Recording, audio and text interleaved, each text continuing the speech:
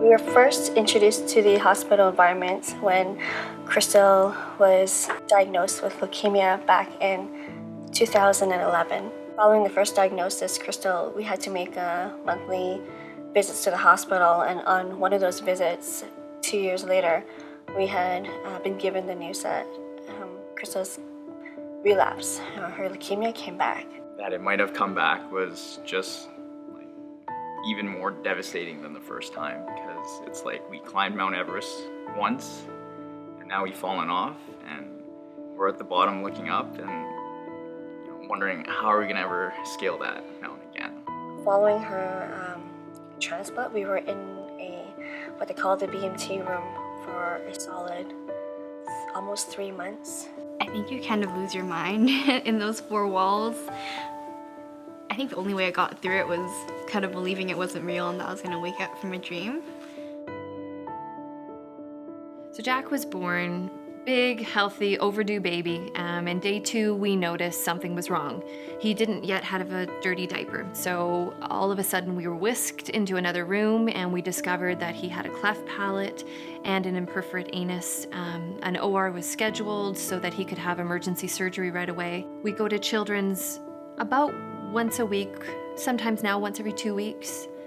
He often goes under for procedures, but he's a really funny, shy, but very sweet boy.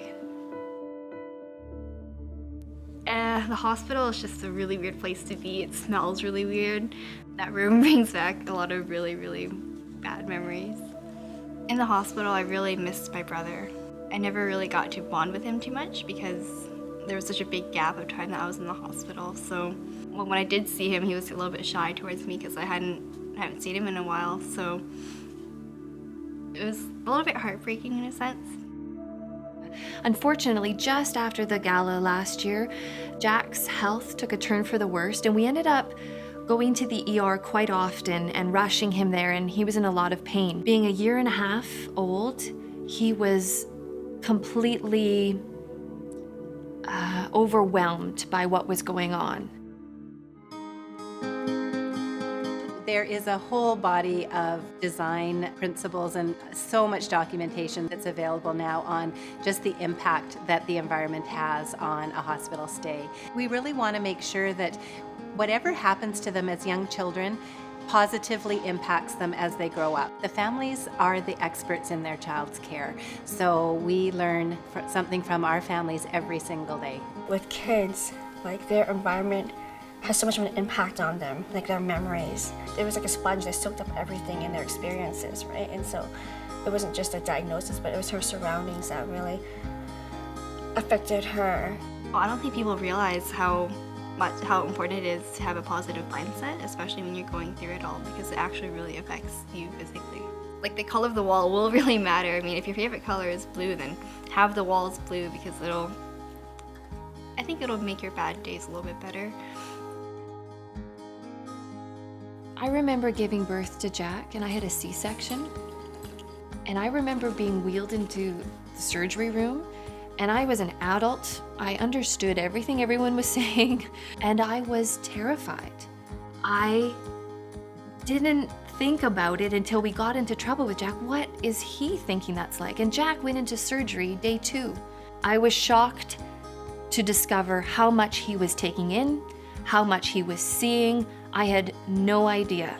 I see the pictures on the wall. I see the technology that will be given to us. I see the 3D art pieces as important as the stethoscopes, as the x-ray machines, as the blood pressure machines. Anything that can enhance and create a healing environment is just as important as the equipment.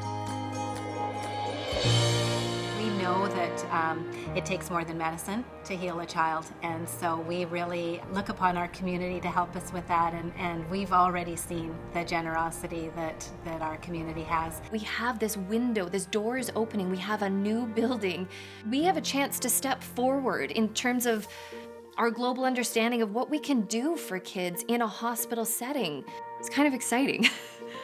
This is a special place This is the hospital for the children and youth of British Columbia. It does become a second home, and it's a place where they would consider that they have friends. BC Children's Hospital they're like our second family.